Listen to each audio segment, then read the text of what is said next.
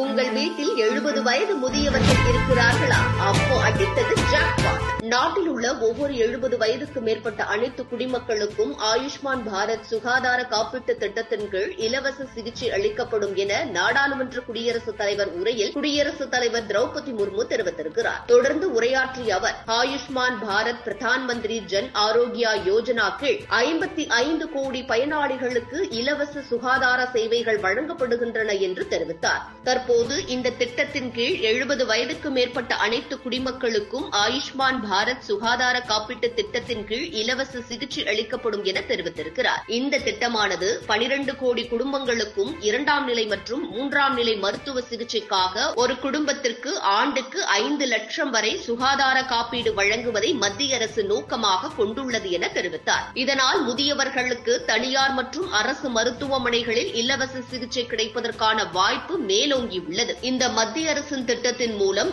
ஏழை, நடுத்தர, பணக்காரர்கள் என்ற எந்தவித பாகுபாடும் இன்றி இந்த திட்டத்தின் மூலம் சிகிச்சை பெறலாம். இந்த திட்டத்தை 70 வயதுக்கு மேற்பட்டவர்களுக்கு பதிவு செய்து அட்டை பெற்றுக் கொள்வது எப்படி என்பது குறித்து தற்போது பார்க்கலாம். இந்த திட்டத்திற்கு தகுதியுடையவரா என்பதை அறிய விரும்பினால் இந்த நடைமுறைகள் அனைத்தையும் பின்பற்ற வேண்டும். இந்த திட்டத்தை ஆன்லைன் மூலமாக எப்படி அப்ளை செய்வது என்பது குறித்து பார்க்கலாம். முதலில் உங்கள் போன் அல்லது லேப்டாப் மூலம் அப்ளை செய்வதாக இருந்தால் ABHA என டைப் செய்ய வேண்டும். பின்னர் மத்திய அரசின் அபிஷியல் பேஜ் வரும். அதில் கிரியேட் ABHA நம்பர் என வரும். பின்னர் அந்த பட்டனை கிளிக் செய்யும் போது அதில் ஆதார் அல்லது டிரைவிங் லைசன்ஸ் என வரும். இதில் ஆதார் இருக்கும் புள்ளியை கிளிக் செய்ய வேண்டும். பின்னர் நெக்ஸ்ட் ஆப்ஷன் கேட்கும். இதற்கு பிறகு 4 வடிவிலான விவரங்கள் வரும். இதற்கு கீழ் ஆதார் எண் வரும். அதில் ஆதார் எண்ணை பதிவிட்டு அதற்கு கீழ் அக்ரி என வரும். பின்னர் OTP வரும். அதன் பின் நெக்ஸ்ட் தர வேண்டும்.